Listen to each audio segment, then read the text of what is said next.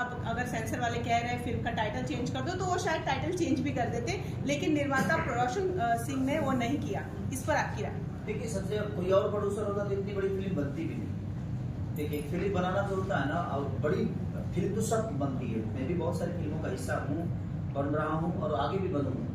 लेकिन मेरे जीवन में आलोक भैया ये ऐसे लोग मिले जो कि सिर्फ सिनेमा सोचते हैं। बहुत सारे नाम हैं, अभी भैया भी हैं जो बेहतर खर्चा करते हैं, रत्नाकर जी भी हैं, सब लोग हैं एवरीथिंग, बट इनका जो एक पैशन है वो मैंने बहुत कम ऐसे लोगों में देखा है। इनका पैशन है ये चाहिए तो ये चाहिए।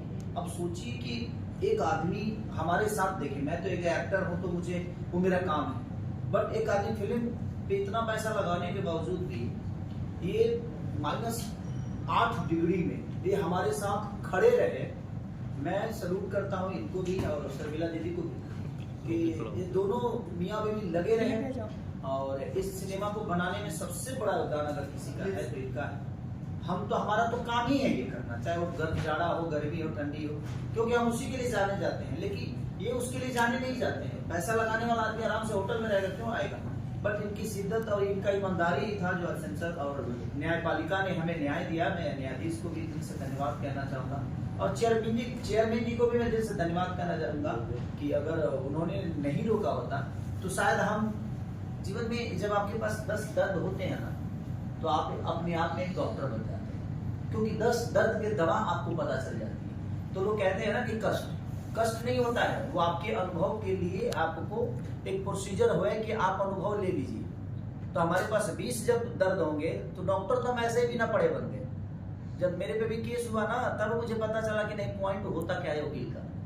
तो जिंदगी में और इनका पैशन जो है, एक आज के डेट में इतनी बड़ी फिल्म फाइनेंस लेकर तो नहीं बनाई जा सकती, क्योंकि 6 करोड़ 7 करोड़ रुपये कम नहीं होते हैं। उसमें भोजपुरी फिल्म जो बनती है, जो आजकल टीवी चैनलों पे सिर्फ चैनलों के लिए जो सिनेमा बन रही है, मुझे लगता है कि कम से कम 12 फिल्में, 13 फिल्में, 14 फिल्में बन जाएगी, 15 फिल्म आसपास बन जाएगी।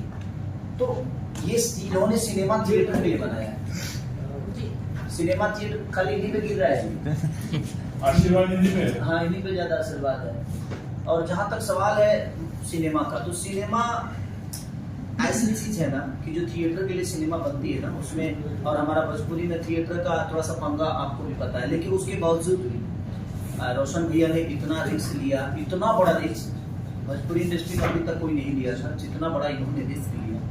और ये हमारे ये बेचारे 24 घंटे सोचने वाले इंसान है, और मेरे जीवन के पहले गुरु है फिल्म लाइन के, जिन्होंने मुझे पहली बार कैमरे पे आने का एक अवसर प्राप्त किया।